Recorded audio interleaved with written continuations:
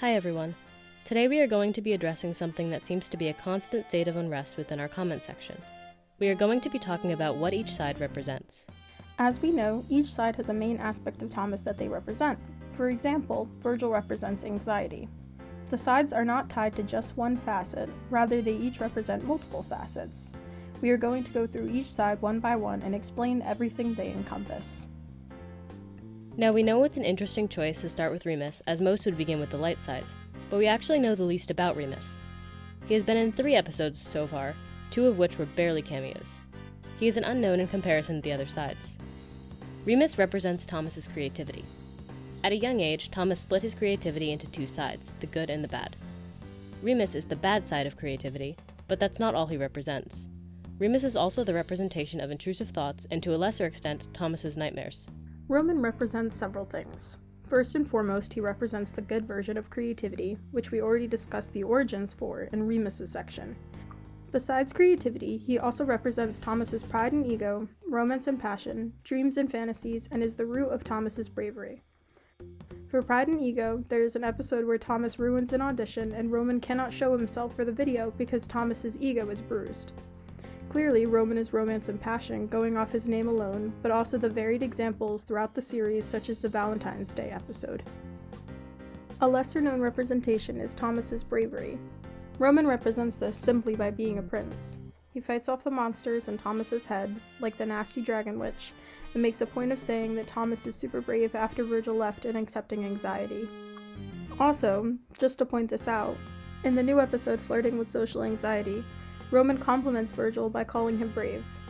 This is very important and is clearly a high form of compliment coming from Roman. Logan is an easier side to explore. The things he represents are like his character, blunt.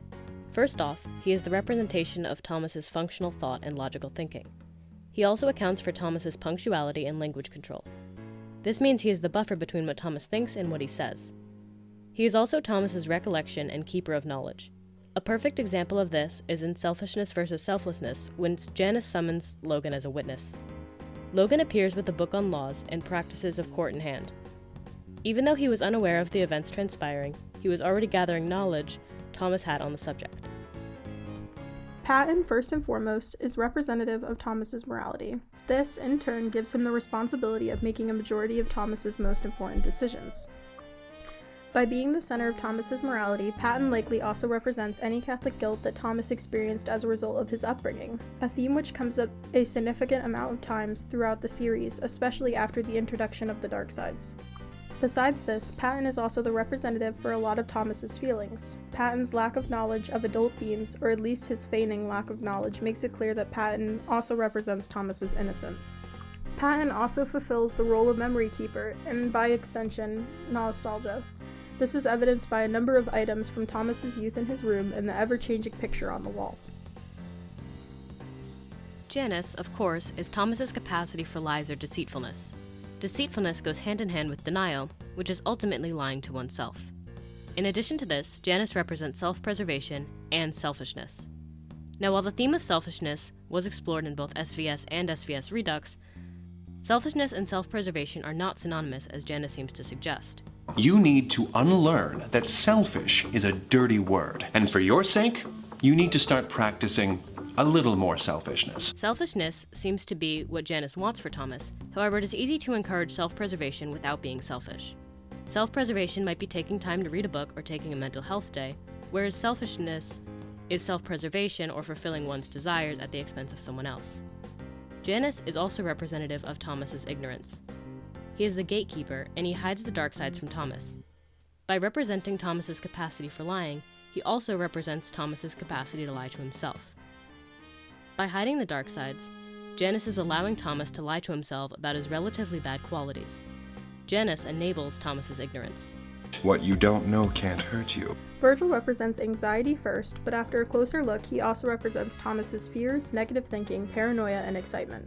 During any episode, when the sides are suggesting Thomas does something major or particularly bold, Virgil voices Thomas's fears. A great example of both negative thinking and paranoia is in the episode Are There Healthy Distractions, where Virgil's worrying causes Thomas to miss the social gathering he had meant to attend. Then, as soon as they are home, Virgil suggests that people may be talking about Thomas behind his back, effectively making Thomas paranoid. Virgil is also Thomas's excitement in a sense. We see at the end of Flirting with Social Anxiety that Virgil's eyeshadow turns purple as Thomas enters a state of euphoria after his meeting with Nico. Thomas confirmed that this eyeshadow change is basically the physical representation of butterflies in your stomach, which stems from extreme excitement. Excitement and anxiety actually come from the same place in your brain and release the same chemicals into the body. Anxiety is quite literally the opposite of excitement. Just to point out one more thing, all of the sides are trying to do what they think is best for Thomas. This doesn't necessarily mean that it is what most would consider morally good or right. Essentially, this means that Janice's acceptance does not make him a good or light side, but merely that Thomas has begun listening to his input. He may be doing what's best for Thomas, but his plans for the other sides may not be particularly friendly, and we should not forget that. These are just some thoughts we have about the functions of each side. This isn't much of a theory since we've kept most of what we've said in canon. However, we've gone a little more in depth with each of the sides and their purposes. If you have any questions, critiques, thoughts, or more video ideas in any fandom, let us know in the comments below.